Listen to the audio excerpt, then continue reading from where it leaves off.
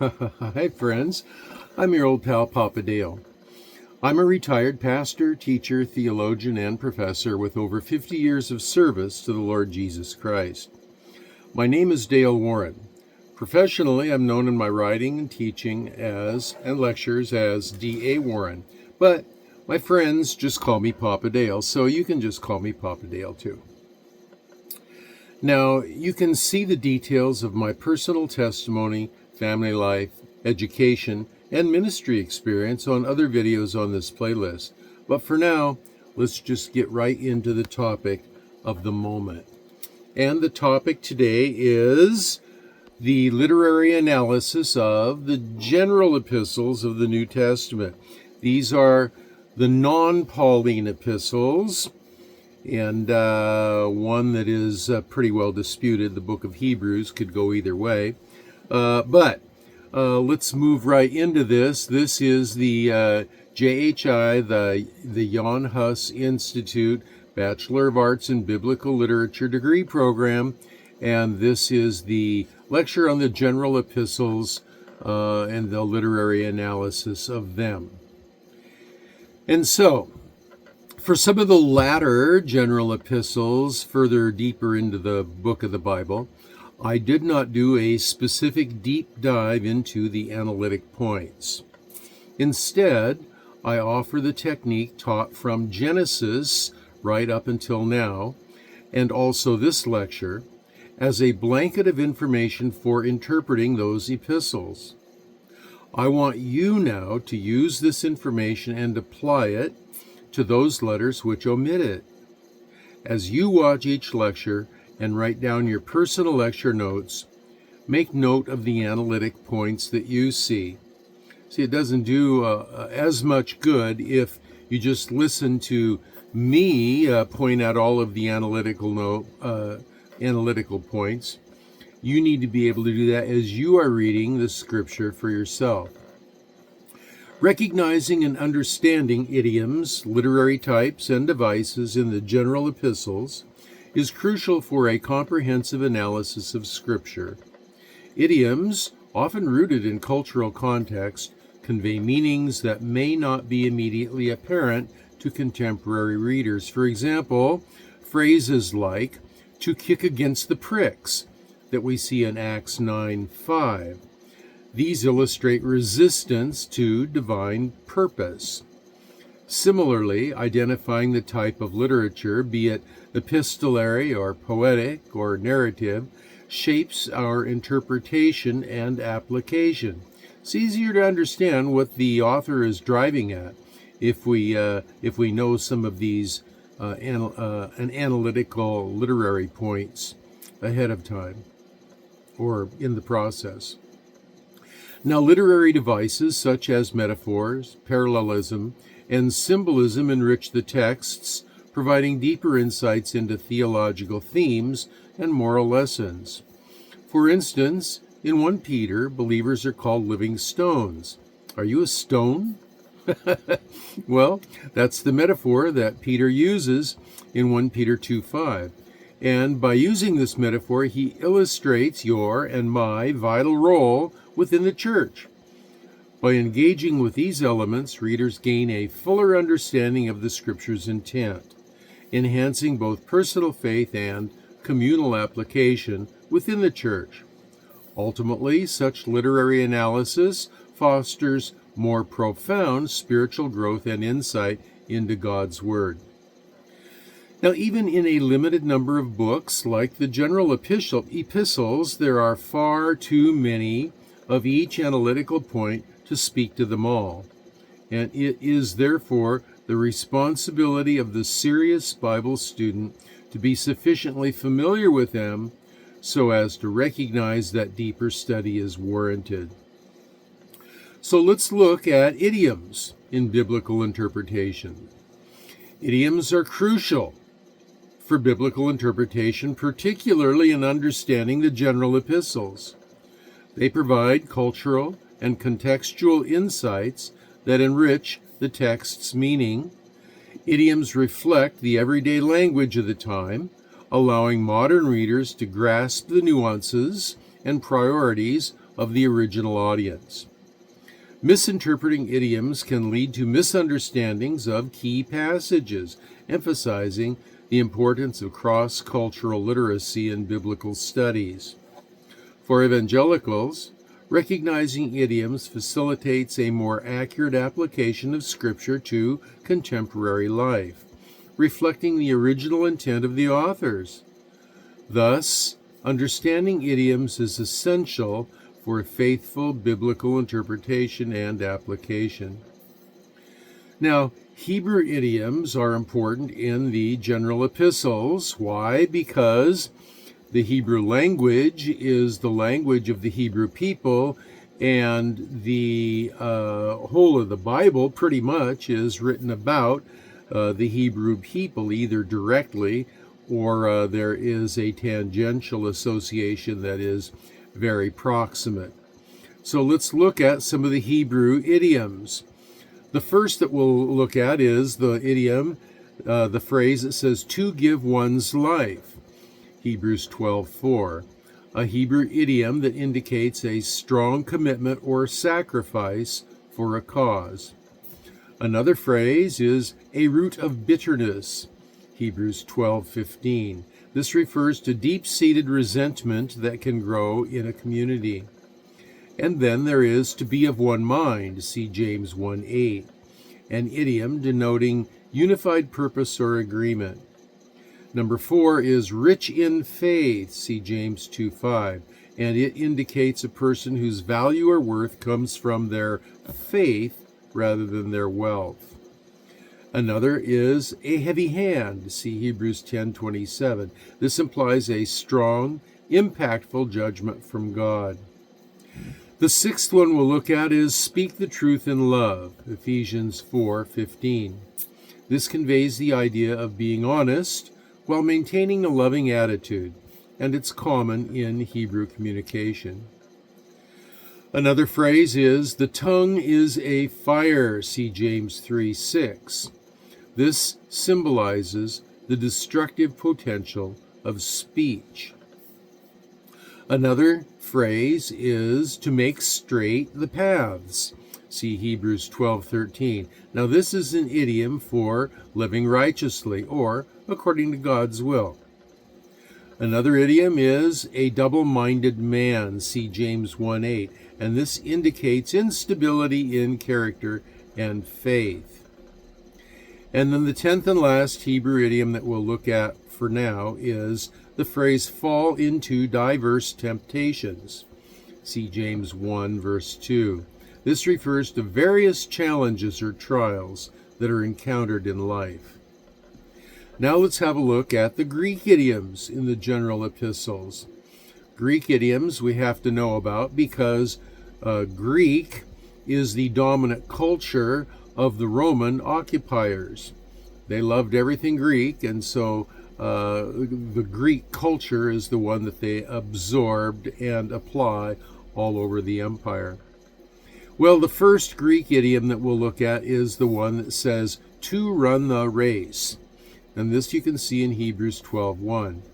This is an idiom symbolizing perseverance in faith.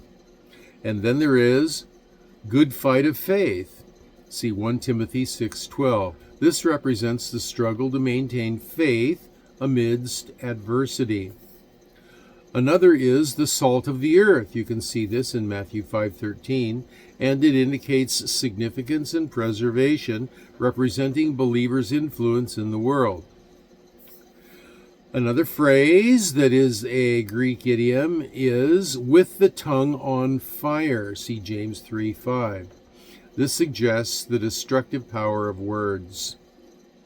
Number 5 is the body of Christ. See 1 Corinthians 12:27, and refers to the church as a unified entity made up of diverse members.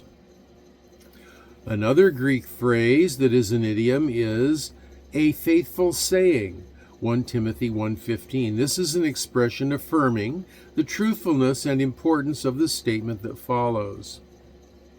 Another phrase is bear one another's burdens, see Galatians 6:2. This calls for mutual support and compassion within the community.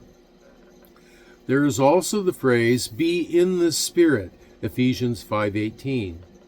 This is an idiom that encourages believers to be under the influence of the Holy Spirit.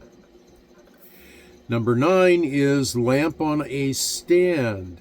You see this in Matthew 5, verse 15, and this symbolizes visibility and influence in the community. And the last one we'll look at is number 10, under the shadow of his wings. And you can see this in Psalm 91, verse 1, which is alluded to in Matthew 23:37.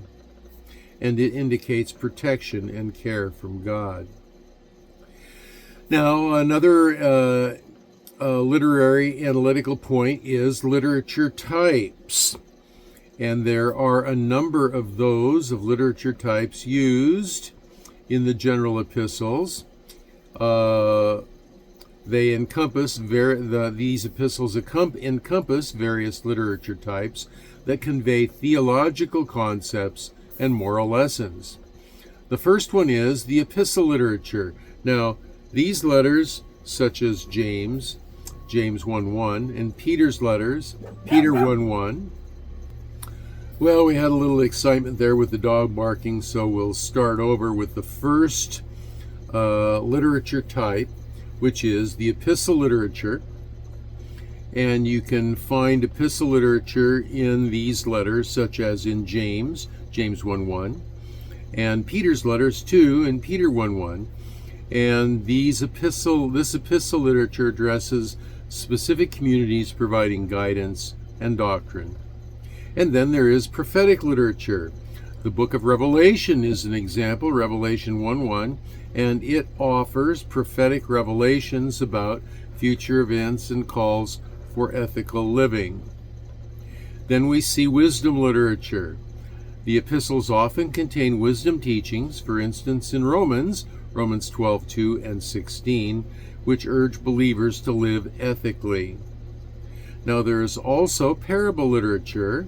James incorporates parabolic teachings, see James 3:5-6, and uses simple stories to illustrate spiritual truths. And so now we come to number 5, sermon literature. In Hebrews 5:11-15, this passage functions more like a sermon than anything else, instructing believers on spiritual maturity. Number 6 is love praise literature, and with this kind of literature, John expresses love in his letters, 1 John 4:7, for example, emphasizing the importance of love among brothers. And last, we'll look at the 7th type of literature, which is poetry literature. And this is where the poetic expressions, for example in 1 John 1:5, enhance the theological insights. Now, each literature type contributes richly to the understanding of faith and practice among early Christians. So now we get to literary devices. The general epistles feature various literary devices that enhance their messages and engage readers. Now here are 10 notable examples. Number 1 is prose. These general letters are largely written in straightforward prose, such as in Hebrews 1:1-2, which articulates theological points clearly. And then there are more. The next one we mention is the metaphor. James employs metaphors freely, referring to the tongue as a fire, see James 3:6, and highlighting its potential for harm. Then there is synonymous parallelism. In 1 John, the statement God is love is expanded in various ways to reinforce that idea. See 1 John 4:8. And then there is imagery. Peter uses vivid imagery when describing spiritual growth as longing for pure spiritual milk. See 1 Peter 2:2. There is also the contrast. Jude contrasts those who follow God with those who reject him, emphasizing the stark differences in outcomes. See Jude 1:4. There's also amplification. In 2 Peter, the author elaborates on virtues believers should cultivate. See 2 Peter 1:5-7. Another literary device is personification. These general epistles often attribute human traits to faith and love, describing faith as alive. See Galatians 5:6. Number 8 is allusion. Peter alludes to Proverbs when discussing the concept of humility. 1 Peter 5:5. Then there is biblical irony. James uses irony when he points out that some speak against wisdom while claiming they are wise. See James 3:13-14. And lastly, number 10 is the apostrophe. In 1 John, the writer addresses believers as little children, creating an intimate connection. 1 John 2:1. Now, these devices contribute to the richness and depth of the texts, allowing for varied interpretations and insights. The general epistles of the New Testament hold significant theological insights and practical guidance for believers, and understanding idioms, literary types, and devices is vital for proper interpretation. Idioms reflect the cultural and historical context of the early church, adding depth to the passages. Phrases that might seem obscure today often bear rich meanings relevant to the audience at the time. And recognizing the literature types, such as exhortatory literature or pastoral epistles, enables readers to grasp the unique purposes behind each writing. Additionally, literary devices include metaphor and imagery, which enhance the text's meaning. For instance, the use of light and darkness in 1 John emphasizes moral and spiritual clarity. By engaging these elements, readers not only deepen their understanding of Scripture, but also apply its teachings more effectively to their lives. This literary appreciation cultivates a richer faith experience and fosters community within the body of Christ. Now, this has been your old pal Papa Dale discussing the literary analytical points of the general epistles of the New Testament. And I want to remind you that if you're working towards the Bachelor of Arts in Biblical Literature degree, it's important, it's required, that you read the lecture notes for each of the lectures all throughout the whole Bible that we've been studying. And you can do that in the video transcripts, and you can also do that at the links below each video. Now, it's also important and required that you look at every Bible citation as you read through the lecture notes, and so make sure you have your Bible handy as you do read through those notes. Now, this is your old pal Papa Dale signing off. If the Lord allows, I will upload another video or two, and if not, I'll see you in the millennium. And if so, stay tuned for the next one. And until then, this is your old pal Papa Dale signing off, but saying I'll be praying for you that you will be well and that you will be blessed.